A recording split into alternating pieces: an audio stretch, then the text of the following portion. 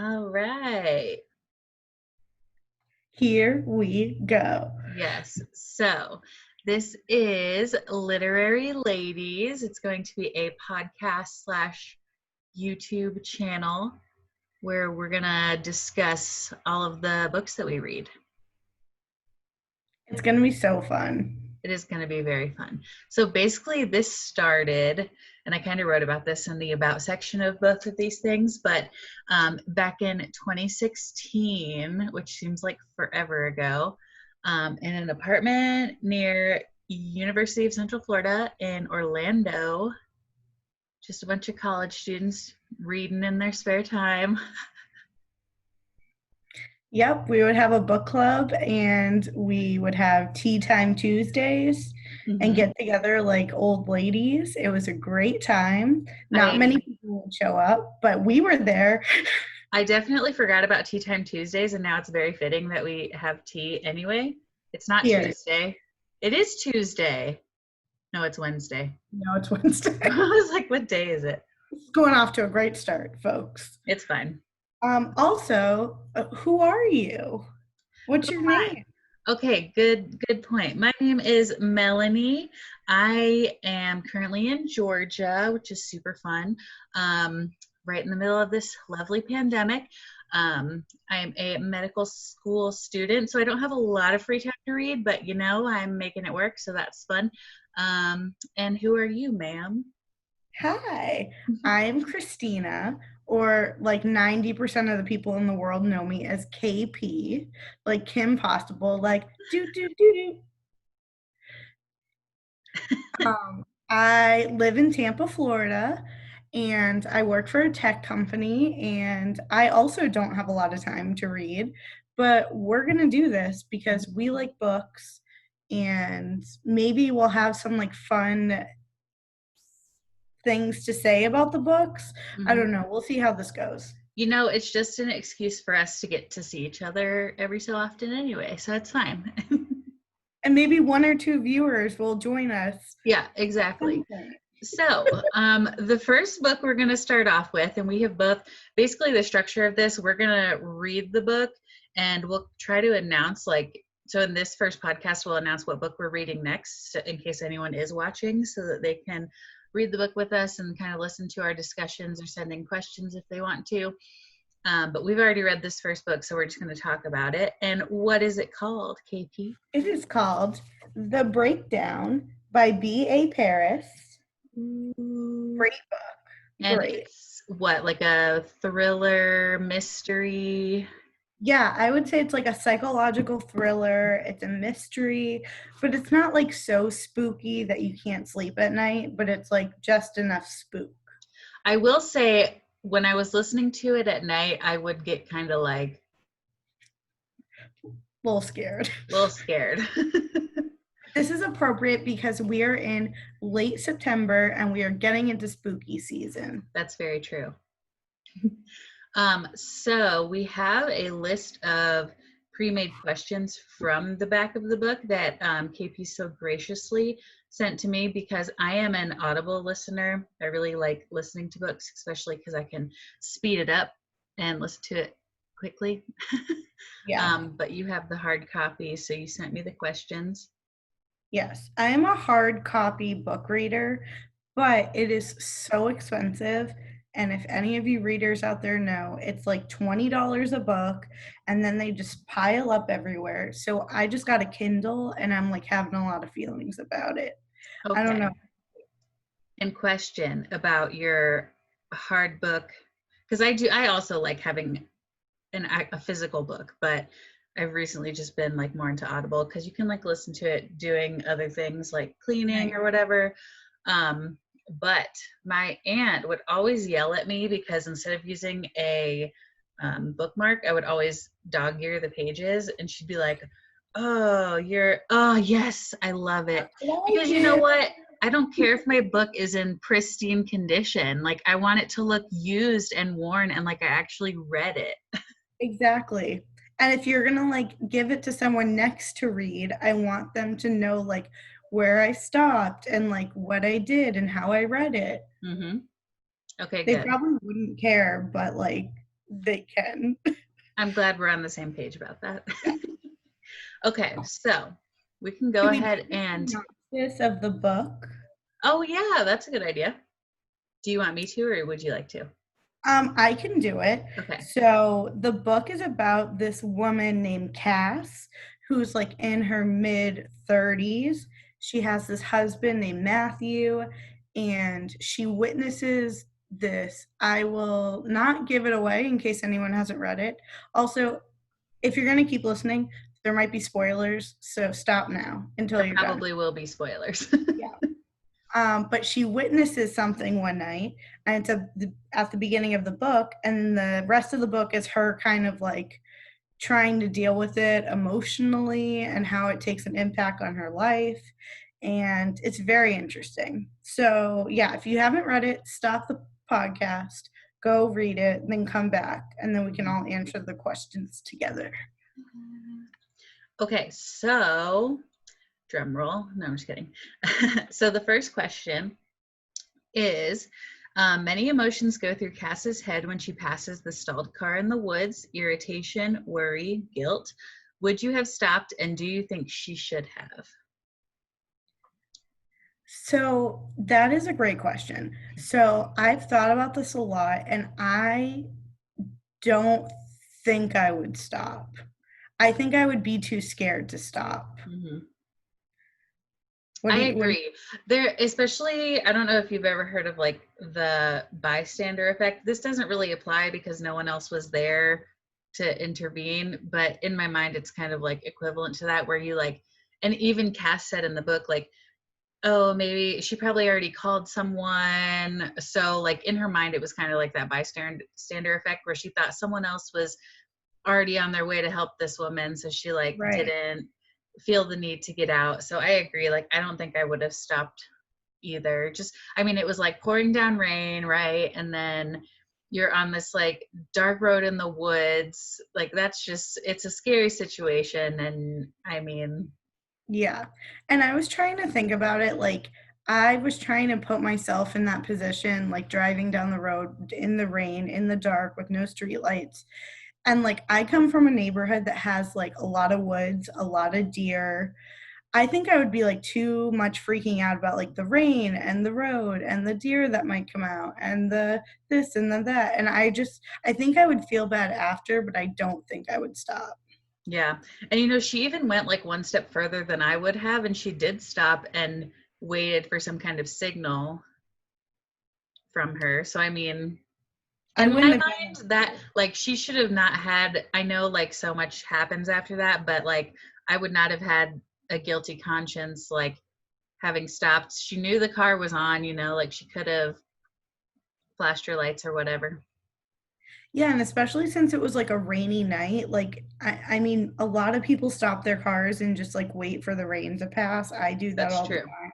Hmm. So like I think if someone would have stopped if I did that and was like, "Are you okay?" I'd be like, "Yeah, I'm fine." Like it's I'm like you fine. know Weird. what I mean? Like sometimes even like sometimes if someone did stop and like came to come talk to you, then depending on the situation, it can be kind of creepy or weird too. So Exactly. So it was like I think it was a lose-lose because if she would have stopped and gotten out and done all that, we don't know what would have happened. right. And then if and then she went home, so she felt guilty. So there was no winning in that situation. Yeah.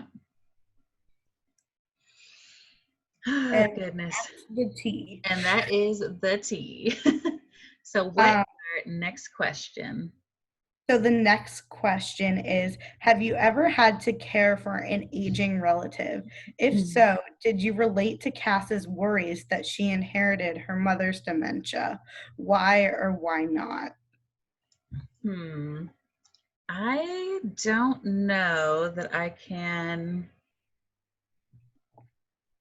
recall a time when I can relate to that. And I mean, it's not that I haven't cared for, and I wouldn't necessarily say like an aging relative. Like I've cared for relatives, like if they've broken bones and can't, like, get themselves into the shower or whatever. Like, I've Right. cared for relatives like that, but never in a similar situation like that where someone's like mental status is declining.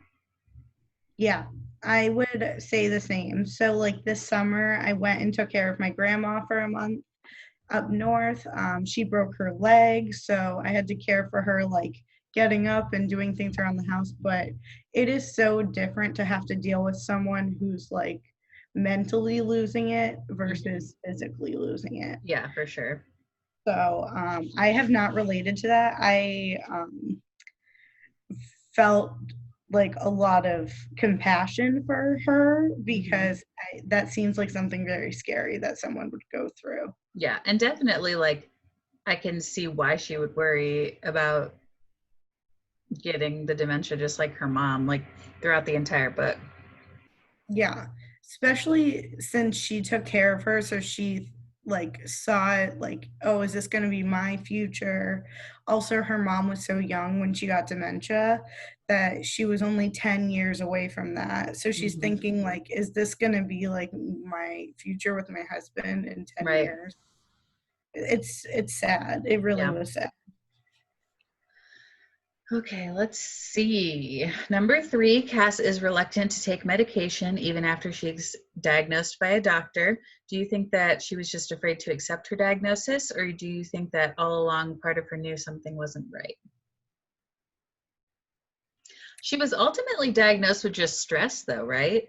So I wonder Yeah. what the medication was for. Was it like anti-anxiety or something? Did they Yeah, say I feel like for it? that was just like stress medication. I don't think it was anything um that crazy. Mhm. So I have a theory that the medication that her husband was giving her was not the medication that was prescribed from the doctor. And they never said that, but Well, I sorry, I don't mean to interrupt you. She wasn't getting the prescribed dose oh, that's right. Yep. Yeah. because he was Because putting it in her orange juice and having her take the pills. right. Okay. Yep. That's right. You right. Yeah, because I was like, if anyone were to take just like one anxiety pill, like, yeah, you might be kind of drowsy, you might be like out, but you wouldn't be acting like a total like Just, potato. yeah. So let's see. Was she afraid to accept her? I mean, I think initially she was afraid to accept her diagnosis, but then even though these things that were happening weren't true, she kind of started to accept it as time went on, like her fate, I guess. And she I wouldn't say that she knew something wasn't right. Yeah, I wouldn't say that either. I think that it was hard to accept that this could be her future, but I think that the thing that set it most in stone was the letter from the doctor that said you have early onset dementia, that at the time she thought was genuine and a real letter and actually from her doctor. Yeah, So, do we have anything else on the topic of medicine? I don't think so. Yeah, I don't either. Honestly, the medicine was like a big part of it, Mhm. but it wasn't like the part where I'm like, oh my gosh, I'm so excited that I'm reading about like her taking all these meds. Yeah, it was interesting that she like was trying. It's this whole like psychological thriller, right? Where you're like, oh, she's like hiding that she's taking these meds from her husband, even though he's the one that like knows everything that's going on. And I can't believe they ended up using like all of those pills she had put in the drawer against her. Like that was a wild, wild ride. Very wild, the most. So the next question is, what did you think of how many times Matthew went along with Cass's forgetfulness before he suggested that she go see someone? Did it seem reasonable or convincing to you? Why or why not? Did you ever suspect him? Okay, so I suspected, and I even told you this like one chapter into the book, that I suspected it was her husband who murdered Jane from the very beginning. Her name's Jane, right? Yes. Okay. There's so many names to keep up with. Oh my. I won't say that the whole him going along with the forgetfulness tipped me off, because it's like that's something as someone's spouse, like you're obviously, like, did he know that her mom had dementia, or as Mhm. bad as it was? He did. Um, I don't think he actually initially knew. I think her friend Rachel told him. Okay. Yeah. But I mean, just as like a spouse, you're gonna like be more comforting and not like, you know what I mean? Like, you're not Yeah. gonna just say, oh, like you have dementia, like anything like that, or have them go see a doctor like immediately. Like, people are forgetful sometimes, like they have bad weeks, bad months, whatever. So I Yeah. totally understand that. I can't remember the reason that because I still was, throughout the entire book, I was like, oh, she has dementia. Like that never clicked in my head. But it was something with him though. And maybe I'll remember it in a minute. But So it might be the same thing that I thought of. yeah, it might be, because I can't remember. But When, I was like, I'm pretty sure it's him. yeah, so when she talked about how she went out to that lunch with Jane and she went out to greet him in the parking lot and Jane recognized him, I was Mhm. like, okay, Yeah, like you know Jane, like you guys know each other. You're yeah, the killer. that was a little suspicious. You are the killer. Don't be suspicious. Don't be suspicious. But yeah, I think that literally the entire time I was reading it, I was like such a fool. I'm like, oh my gosh, her husband is so nice. Like he's taking such good care of her. Like she's struggling so hard and he's just being so nice about it. And then it just flipped. And I was like, Mhm. nope. Like, boy, bye. We don't like you anymore. I'm not on Team Matthew. I think originally, because I think you're right, I think it was that reaction to him when he went to pick her up from the lunch. But I think that in my mind, I was like, oh, they're having an affair, especially when they started like saying in the police reports that she had picked someone up and that Mm, they think she was having an affair. Like, I thought that those two were having an affair. So she was like shocked to see him like married to this other person. yeah. And then that would have been like why he killed her. Obviously, that is not what happened, but I think that's like what I was thinking. Also, like, we are in the mindset of watching 2020s and Datelines where, like, okay, my mother will not watch anything besides Dateline or 2020. And every time I'm like, Mom, it was the husband. And she's like, no. And I'm like, yep, it was the husband. And then at the end of every episode, it was the Oh husband. my gosh. I'm like, why are you going to waste your entire life watching these shows when it's always the husband? She should watch what's the show where it's the women that murder the people? There's like one, oh, what is that show Is called? it Killing Eve? Because a woman kills a bunch of people in that show. It's like one, no, it's like a real life thing. And it's Like women who kill. yeah, oh, what is Killer it women. called? That's gonna bug me now that I can't think of it. I'm pretty sure it starts with an S and it's one word.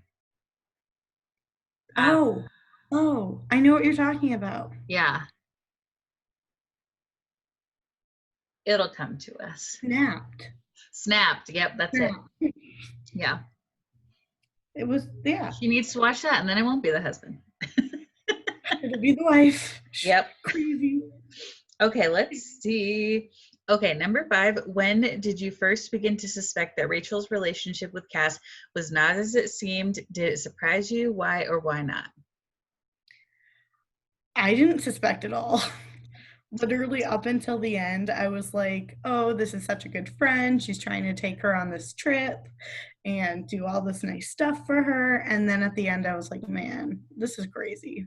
Yeah, I think same with me. The very first time I even like thought about something like that was when they went out to dinner and she like came back and was like, oh, I need to go. And it was the whole cell phone thing. Like that was the Yeah. first time I was like, something's happening. Right, because before that, she was having a drink with John, Mm-hmm. Cass's friend from work, which that's super suspicious. And like, why? And Did I they ever think, explain that?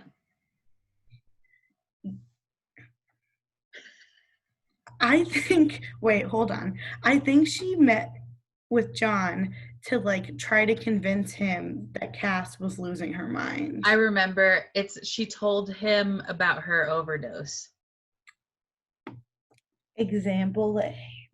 Exhibit Like, A. did we even read this book? Just Maybe not. Guys, this is the first one. Bear with us. surprise. We're trying to figure it out. Okay, but yeah, I was totally surprised. That was a major curveball I did not see coming. Yeah. All right. The next question. Cass is very isolated where she lives. How does this isolation aid in building up her paranoia while also helping to move along Rachel and Matthew's scheme? 100%. And they like, especially Rachel, just kept feeding into it. Like, oh, you live somewhere so alone and isolated. Like, I mean, you're thinking, oh my God, it's going to take forever for the police to get here if something happens. Um, like, she has these people. And what was up with that guy that kept walking into the woods? Like, they never really talked. I mean, they said that she like said hi to him one time and he was friendly, but that was still creepy. You just go walk in the woods every day. I don't know. Yeah, I think that was just her neighbor. And I think that was the author trying to get us to think like, oh my gosh, the neighbor's creepy when like The killer moved in next door. crazy. Yeah. Yeah, I just think that I think you make a good point that the isolation was like definitely a factor. Also, I don't know if like it was planned for her to be killed, Jane to be killed so close to Cass's house, but that really worked in Rachel and Matthew's advantage. Yeah. Well, because they were planning the whole thing even before that happened, right? Yes, but I don't think they were ever planning on killing Jane. No, and I mean he didn't know about it, right? And just Rachel, and she was not even like planning on killing her when she went to meet her. The whole knife was like just supposed to scare her, Yeah, but crazy. I know. Crazy. All right. All Number right. 7, right? Yes. Okay. Did you find Rachel and Matthew's scheme believable? I did because I think that it was very smart of them to act like they didn't like each other. Because no one's ever going to suspect, oh, my best friend and my husband who hate each other are secretly having an affair. Like, no one would ever think that. Right. So that was smart. Yeah, I agree. And I mean, like nothing, like I personally like never suspected them working together at all throughout the entire book. Yeah. So if that's a testament to how believable it was, I don't know. Yeah. Towards the end, I'm like, okay, maybe something's going on with Matthew, but Rachel totally like threw me off Hmm. completely. Yeah. All right. Question number 8. That was a 2. I don't know why I threw up a 2 when we're doing it. If Cass had given Rachel the cottage earlier, could this whole series of events have been avoided? I don't think so. I don't think so either. And the reason I say that is because um, it wasn't, I don't think for her it was the fact that Cass had gotten all this money and she didn't. I think it was like she felt like she was this family's second daughter, and they just like completely left her out of all that. So I think it was like deep down this like hurt that forced her Mhm. into all of this, not just like, oh, I want money and a nice place to live, you know? Yeah. I think you're right. So I think she had a lot of resentment towards Cass. And I think that at the end of Cass's mother's life, when she realized like all this money was going to be inherited to her, she Rachel was probably like, "What the fuck?" Oh, sorry. Are we not cursing on this? We can Oh, curse. I can list it as explicit. Hey guys, I used one curse word. My bad. rated R, Being real and honest over here. parental advisory. No kids. This is an after hours tea party. No Yes. kids. All right. Should we go on to the next? Do you have anything else to add to the cottage? Nope. Okay.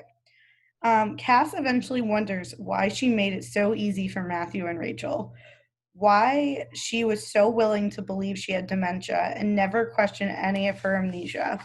Did you ever question it? Why or why not? How would you have felt if something similar happened to you? Hmm. So I think that the author wanted us to think that she was not actually crazy, because there were so many signs that she was crazy that at the end I'm like, you know what, she's probably not crazy.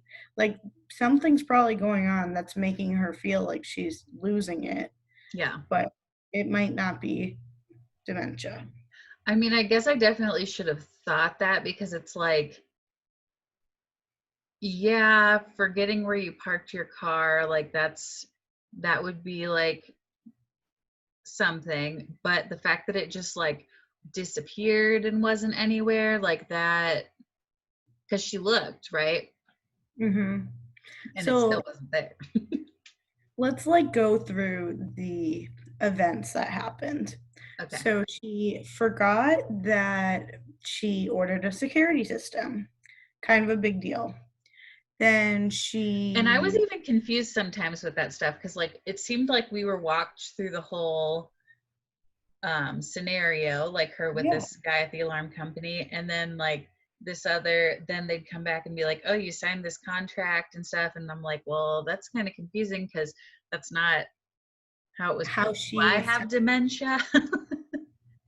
And that is so funny that you say that, because as I was reading this book, I was like, I think I have dementia, because the book was making me think that I was losing my mind Yeah, when I wasn't. because the same, Well, maybe a little. just a little bit. Okay, so then security So it was, system, then the next thing was forgetting that she invited her friends over for a barbecue, right?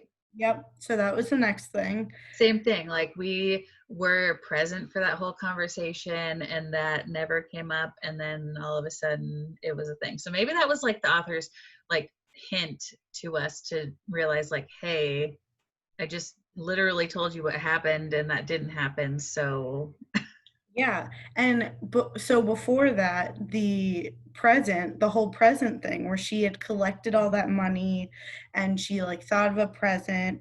And at that point, I'm like, dang, this girl is losing it because she has all this money at her house that she collected from all these people.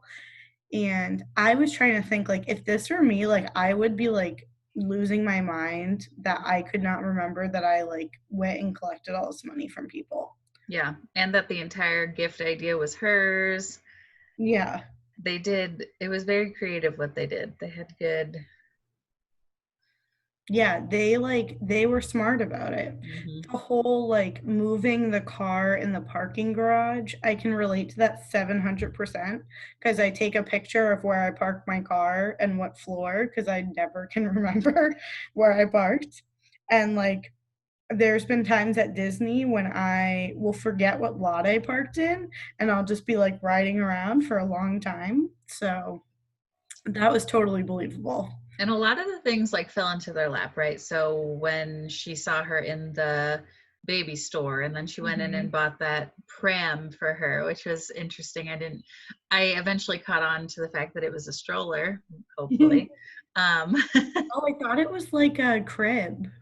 oh, is it a crib? Oh, I don't know. That's what I like put in my mind. It could be. Let me Just look Google. it up right now so that we know. Oh no, you're right. It's a stroller. It's a stroller. So I Okay. thought it was a crib, and I was like, oh, Well, they yeah. talked, I think they talked about maybe like pushing it around the store or something like that, that made me Oh, like yeah. figure that out. I'm But not good with British talk. so then I guess it was Rachel that saw her in the store and then went in and purchased it. And then all the online shopping when she was just completely like, that was a little risky though, like actually doing, because didn't she do it from her phone, like while she was knocked out on the medication inside the Hmm. house? Yeah, she would go inside the house I'm and do surprised they didn't do something where like she thought she saw her that. or something like that, you know? Yeah, like so the way that I like kind of thought about it was like it made it seem like Cass like blacked out during all of these like episodes. And then when she like came back to life, she was like, "Oh, I did all this stuff that I Mhm. don't remember doing." Yeah. And obviously the knife was a big part of it because there's been so many times where I like look in my kitchen and I like think I see something and then I look back and it's not there. Yeah. So like yeah, I could relate to that. And then I still want to know because they talked about how he was in the study that night and like she didn't go in and check on him, but they never really said like was he actually in there. I mean, I'm assuming he was because they said like he didn't know that Rachel was the killer and all that stuff, but But in the end, she like totally played that to her advantage, being like, "Yeah, I like got home. I don't know if he was even home. I didn't check on him. mhm. I just went to bed." Like then the police are like, "Wait, like you don't even know if he was here?" Like, Yeah. okay. Oh my gosh. I would do the same thing. I'd be like, "Yeah, I don't know. Like I Yeah. just went to bed." The door was shut, so I just like, knocked out. Bye. Yeah. Single forever. Just kidding. Okay. Let's go to the next question. It says, in psychological thrillers like The Breakdown, it is common for the husband to be suspect and the best friend to be the voice of reason or even a lifeline for the heroine. Did The Breakdown stand out from other similar books in this way? Why or why not? Well, I haven't read like a ton of books like this, so I can't like compare.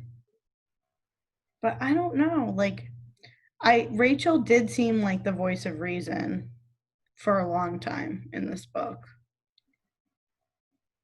Yeah, I agree. I also, I mean, I told you that I thought this was pretty similar to a book I've read in the past called Before I Go to Sleep, which the Mm, entire premise of that is like, um, and I feel like I'm going to be wrong, but it's almost kind of the same thing where, and it's like 50 first dates and stuff where she like wakes up and doesn't really remember anything that day, but it's the husband that's been like doing it the whole time. And I feel like it's not really her husband. I don't know. I'll have to reread it. It's a great book, we'll but talk kind about it on the next I podcast. know it's kind of the same thing though. Like the husband is the one that's like doing everything. And I can't really say that she has a best friend. She has like a therapist or something that I think is helping her. But other than that, I don't think she has like a best friend kind of figure. But I'm the same where I haven't really read a lot of psychological thrillers, but I will say I do really like them. And I think we have quite a few thrillers, at least on our upcoming list. So that's We exciting. sure do. So the next one, it says, "What do you think of how Cass gets her revenge? How horribly wrong it could have gone compared with how it actually turns out." Yeah, so I thought about this when um, her whole plot was kind of unraveling. I was really scared that they were going to somehow turn it around back on her and it was just going to, like, yeah, she figured all of this out. Like, she doesn't really have dementia. They were training her the whole time, but, they could have just, the end of the book could have been, oh, they continued doing it and, she was just essentially like trapped. But Yeah. I think she was really smart about like covering up her steps. Like she went to the alarm company, then she went to the school, And then she did all these things to like get the evidence of like, look, I'm not crazy. I have the copy of the alarm company thing and my husband signed it. And I went to the school and like I'm talking to my boss and my boss says she didn't say X, Y, and Z. And Yeah. it just like I think she thought of everything and it played out well. So also, it was very, very smart of her to not use her tea towel with Mhm. the knife, but to use Rachel's. And Rachel used Rachel's. Yeah. She had wrapped it up in her own. She had bought them matching tea towels wherever and Yeah. had wrapped it up in there. Yeah. So that was like really good for Cass's plan that she like had her own tea towel. And she's like, the only two people in the world that have these are me and Rachel. Yep. The killer. Yeah, she did good. It felt kind of hasty to me when she actually discovered the knife and then just like immediately called the police and he was also on his way home and it just felt very like ah um but it all worked out in the end. So I also felt that way. I'm like, oh my God, she's just like freaking out and this is all happening. But it was like so genius that the husband got home while the police were there going through the evidence. And yeah, that worked out super well. yep. All right, so our last question from the actual book, and then I have my own questions that we've already talked about, and if you have any, we'll do those too. But it says, who is the true villain in the breakdown, and is there a hero? So I think the true villain is Rachel. I think that Matthew seemed kind of dumb and could be like very easily persuaded for the woman that he liked. Hmm. And I think Rachel like had been planning this for a really long time. So I think she was the true villain. Okay, and then how about a hero? I kind of think John was the hero. Okay. Like I think John like kept her like feet on the ground and was like, I'm here if you need to talk, and was like just trying to be a good person. And he didn't get enough credit. Okay. So I What have the same villain as you. I agree. I think that was like rooted in her childhood, like from the relationship she had with Rachel, who's Rachel? Rachel is the person I'm talking about. From the relationship Rachel had with Cass's family, all the way up until they didn't give her anything, from when they passed away. Like that was just her own prerogative, and she just Matthew was kind of like on the side of everything, like yeah, it would any man that Cass would have been involved with, I feel like would have been the accomplice. exactly.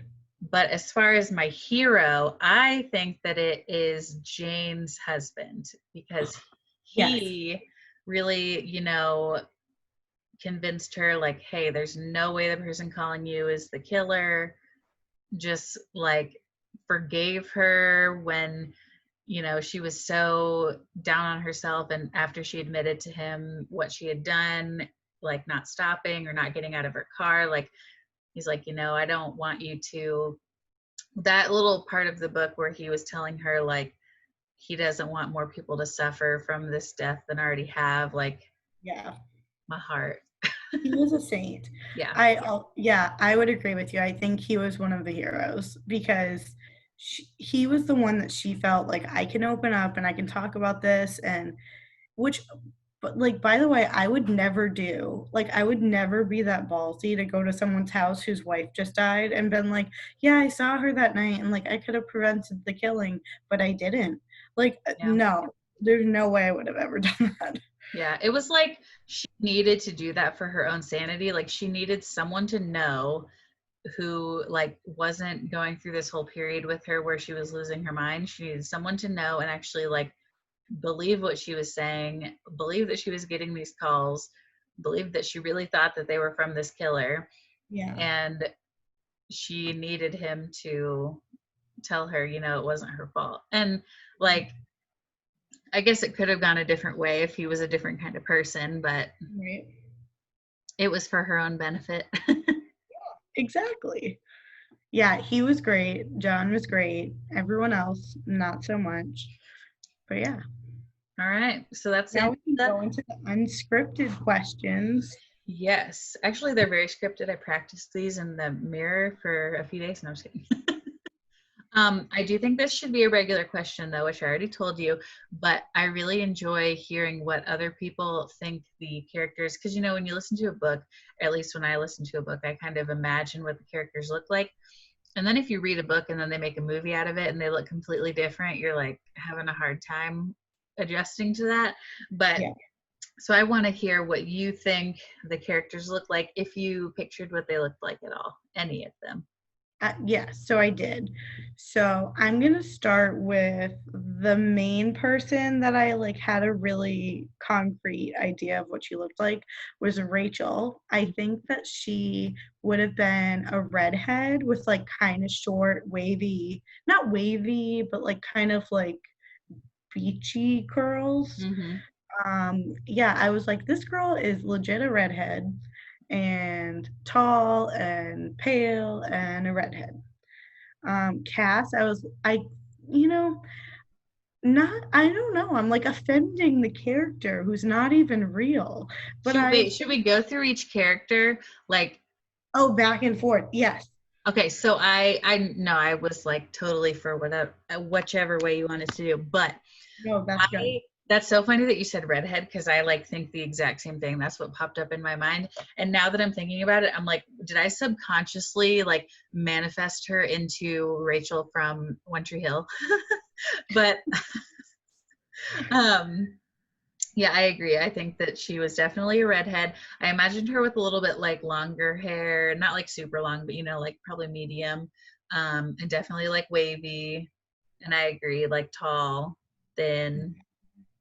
Because she was like a player, right? Like she was going through a ton of men all the time. So Yeah. she's got to be like a little vixen. Yeah. Okay, go ahead. So next, I'm gonna go to Cass. Mm-hmm.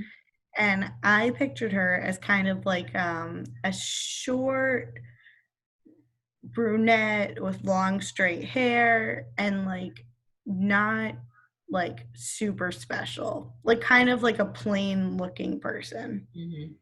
And that's where I'm like, am I offending like this character that's not real? But like, Yeah. I didn't perceive her as like the prettiest girl in the room. Yeah, I agree. I don't think I had as vivid of a picture of Cass, which is funny because she's like the main person in this book, but I feel like I had a better image of Rachel throughout. And I agree. I think that she seemed like a brunette. And sometimes in books they actually say descriptive characteristics like that, but I feel like I never remember what they are, so it doesn't matter anyway. Um, it could have said that she's like a blonde, like 6 foot tall woman, and I would have no idea. Anyway, Um, yeah, I would say I definitely think she had like longer hair that was brunette and just kind of like average, like yeah. no Like, special characteristics. so should we move on to Jane? So Yes. I pictured Jane as petite, blonde, very pretty Susie Homemaker. Wearing her hair in like a ponytail. Yes. Hmm. Like one of those like Susie Homemakers that you're like, how does she do it? She's a mom, she works out, she cooks for her family. Hmm. Like kind of like a Reese Witherspoon. Yeah, I Yeah. could totally see that. It's so funny because we're like thinking very similar things for all these people. I wonder if that'll be a recurring theme. In the next book, I'm gonna be like, she was definitely like a 6'2" Korean woman, and you're gonna be like, no. Yeah. Wow, You'll be like, I didn't get those vibes at all. Okay, Matthew, I don't really know that I had anything in mind for him. no, I also kind of just viewed him as like a maybe like 6 feet tall, like regular guy, brown hair, like nothing special about him. just an average couple doing average things, you know? Yeah. Like we said with Rachel, like she was going through the men, she would have picked whoever was involved with Cass. So it's not like he had to be some spectacular person, you know? Yeah. So I will transition that into in the book, they talked about how, well, Rachel talked about how, or maybe it was Rachel, how she couldn't believe that Cass ended up with Matthew and not John because Uh-huh. of how good looking John was. Hmm. So it made me think like, okay, maybe Matthew like wasn't that special, Mm-hmm. but it makes me think like John was very, very, very attractive. Yeah, I definitely pictured John as like shorter blonde hair, like more attract or I pictured more about him than I was going to say more attractive than Matthew. I don't know, but Yeah. I think I could picture more details about him than Matthew, even though he wasn't in the book as much, but Yeah, I pictured him as like a naturally attractive man, but like that doesn't know that he's like that attractive. mhm. You know what I mean? Yeah, I agree. Yeah. And I think that's it. All right. Do I you think that's have any questions that you want to ask before I ask my final review question? No, I will just do a closing statement Mhm. that this book like made me lose my mind. I read it in like 2 days. I was like, I have dementia. I think I'm going crazy. And like I knew something big was going to happen at the end, but I did Yeah. not guess that it was what it was. I do remember you saying that you needed to keep reading because you needed to know what happened. And I was like, Yeah. dang, she is sailing through this book so fast. Which is funny because I don't read fast normally. Like, I come from a family where my mom reads like 10 books a week. Like, she's so quick at reading. My And mom too, yeah. I'm like slow. So when we read the same book, I'm like, oh, like give me 2 weeks. Like, you Yeah. know what I mean? Give me 2 weeks for the first like 5 chapters. Yeah, like I have to be like in the mood to read, Yeah, I you know? agree. That's also why I like Audible because I feel that it's easier for me to just play something because I'm used to listening to like podcasts or whatever. Like it's easy for me to just play something and listen to it than like actually sitting there and reading from a Yeah, book. it's But hard. I agree. All right, so my final question is if you had to rate this book on a 5-star scale, what would you give it? I think I would give it like a 4.8. Okay. Any reasoning or just that's what it is? I just think that it takes a lot for a book to be 5 out of 5, Mhm. but this book was like pretty dang close. Like it was so good, so suspenseful. Like kept me on the edge of my seat, kept me thinking I was going nuts, and it was good. But like it has to be like so, so good to be a 5 out of 10 or five out What? of five. Okay. I have a question after this that's not related to the book, but my rating would probably be I was gonna give it something in the fours because I will say I did very enjoy. I very much enjoyed the book. It was a quick read, um, and it didn't give anything away too quickly. You know, I thought it was really good. But I'd say it's probably like a 3.8 for me out of 5, just because it wasn't like astounding or anything. You know, like it Right. was it was good, but it wasn't like man for me. It didn't like blow your mind. Right. Yeah. So my next question was going to be, what is your all-time favorite or a book that you would say is your 5 out of 5? I That's such a hard question. I don't know. I know mine. Hey, what Okay. is yours? Mine is, and it's so funny because I just texted you about this yesterday because they're coming out with a sequel to it. Ready Player One by Ernest Cline is amazing. If you've seen the movie, read the book because the book is so much more detailed and has so many more things in it, and it is amazing. They're Yeah. coming out with a part 2. Ready Player 2? I'm going to pass because I think this is too hard of a question. Okay, well, we're going to have to ask you every single time until we come up with something. Okay. Like, okay, here's my tea.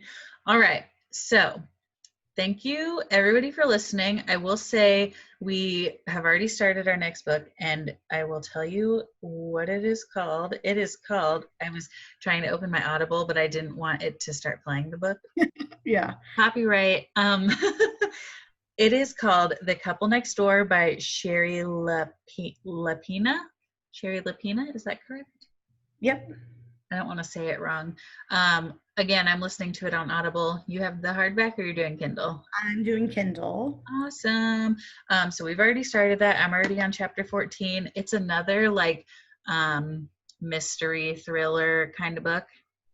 Yeah. Yep. So You're very excited. yeah, so if anyone discovers Literary Ladies and listens to our podcast or watches our YouTube channel and you want to read along with us, definitely do that and send us in any questions you want us to talk about at our next episode, which we don't really have a planned schedule, but it'll probably just be sometime after we finish the book. Yeah, so get excited. Yeah. So you can send any questions that you have to literaryladiespod@gmail.com and we will try to answer them. We probably will at the next one. And hopefully this has just been entertaining to you. If you shut us off after 2 minutes, that's also fine. Mhm. We're not everyone's cup of tea, pun intended. Dad jokes. But yeah, this has been fun. Yeah, I mean, regardless, we're still gonna read books and get together and talk about them. So if you listen or not, that's cool. If you like books and want to join us, that's even better. And if you like books and you like us enough, maybe you can come in to one of the podcasts and we can all talk. Yes, We can have special guests, that would be so fun. So please do that. friends from all over. Yeah. And we definitely want this to be like a collaborative kind of thing, having polls like, hey, what book do you guys want to read? You know, so Yeah, for sure. looking into the future. Well, But until then, we will see you guys next time. Thanks for joining us. thank you. Cheers. Cheers. Bye. Bye.